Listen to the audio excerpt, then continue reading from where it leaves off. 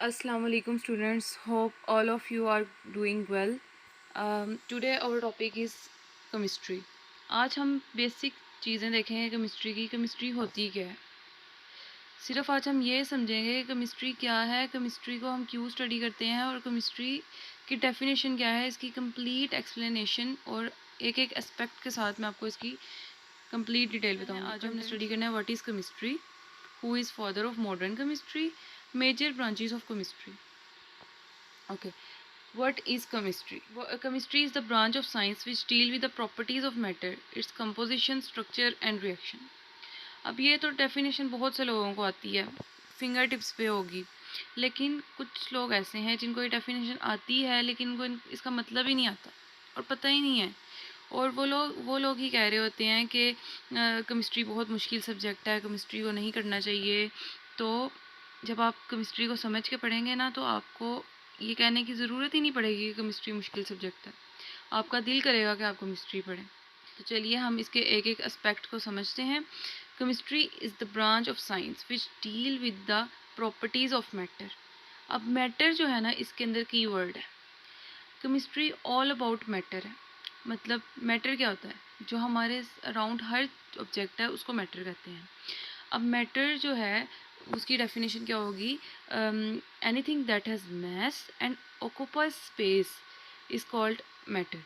कोई भी ऑब्जेक्ट हमारे पास है उसका मैस भी है और वो स्पेस भी ले रहा है अपने आप की प्लेसमेंट के लिए, तो उसको मैटर कहेंगे। और केमिस्ट्री में हम प्रॉपर्टीज़ ऑफ मैटर, उसकी कंपोजिशन, उसका स्ट्रक्चर और उसके रिएक्शन को स्टडी करते हैं। प्रॉपर्टीज़ का मतलब क्या है, खसूसियात, कि वो कैसी खसूसियात रहता है, कैसा दिखता है, कैसा नज़र आता है, उसके अंदर क्या क्या है, उसके अंदर क्या क्या फिनोमिनाज हो रहे हैं। और कंपोजिशन, वो किस तरह किस चीज़ से मिलके बना है। और स्ट्रक्चर, कि वो उसका जो जिन चीज़ों से मिलकर बना है वो कैसे अटैच हैं एक दूसरे के साथ।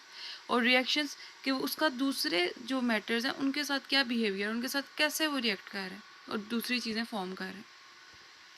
केमिस्ट्री असल में मैटर को स्टडी करने का नाम है।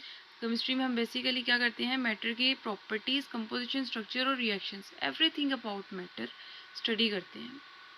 मैटर पे भी मैं डिटेल्ड वीडियो बनाऊंगी, लेकिन फ़िलहाल केमिस्ट्री का जो था बताना बहुत ज़रूरी था, क्योंकि कुछ लोग बीएस लेवल में भी होते हैं और उनको केमिस्ट्री की डेफिनेशन नहीं आ रही होती, उनको अपने वर्ड्स में केमिस्ट्री को एक्सप्लेन करना नहीं आ रहा होता, तो इसलिए केमिस्ट्री को समझाना बहुत इंपॉर्टेंट था।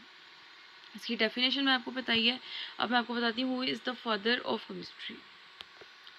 एंटोनी लेवॉइजर फ्रेंच केमिस्ट थे और इनको कहा जाता है father of modern chemistry.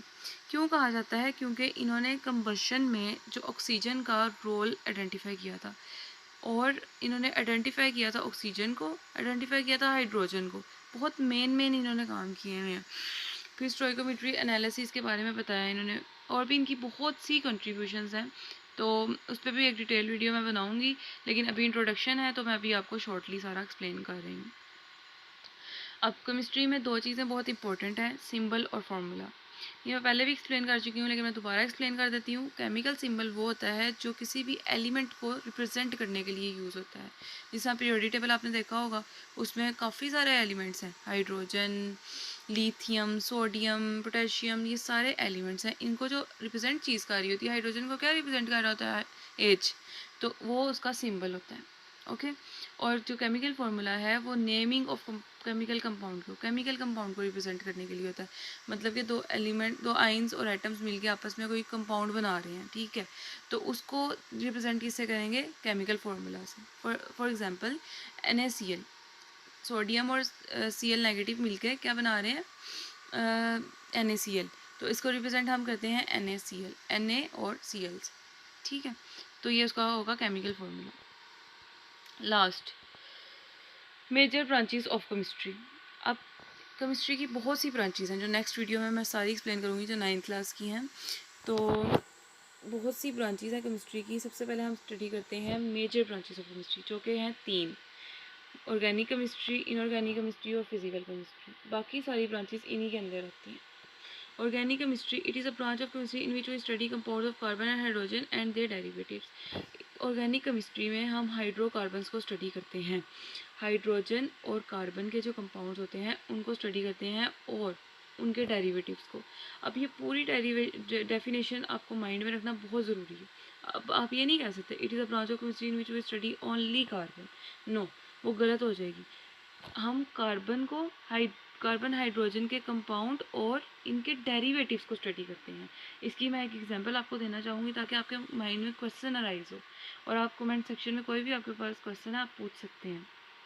Okay, जो एग्जांपल मैं देने वाली थी वो ये थी कि ऑर्गेनिक केमिस्ट्री में CCl4, ये देखो ये एक ऑर्गेनिक कंपाउंड है। ये कैसे है ऑर्गेनिक कंपाउंड? इसमें तो कार्बन है सिर्फ, हाइड्रोजन तो है ही नहीं। तो इसमें ये एक डेरिवेटिव है असल में हाइड्रोकार्बन का, मीथेन का।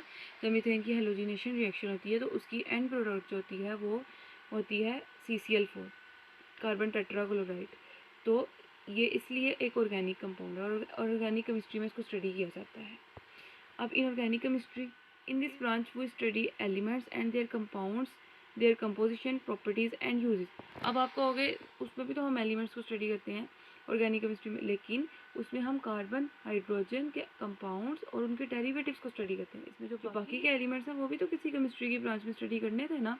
तो इस वजह से इनऑर्गेनिक केमिस्ट्री में वो सारे एलिमेंट्स स्टडी होते हैं, उनकी प्रॉपर्टीज़, उनकी कंपोजिशन, उनकी जो केमिकल रिएक्शन और उनके यूजेजेस इनके बहुत इंपॉर्टेंट है। Okay, physical chemistry, in this branch the application of physics to chemical reaction is study.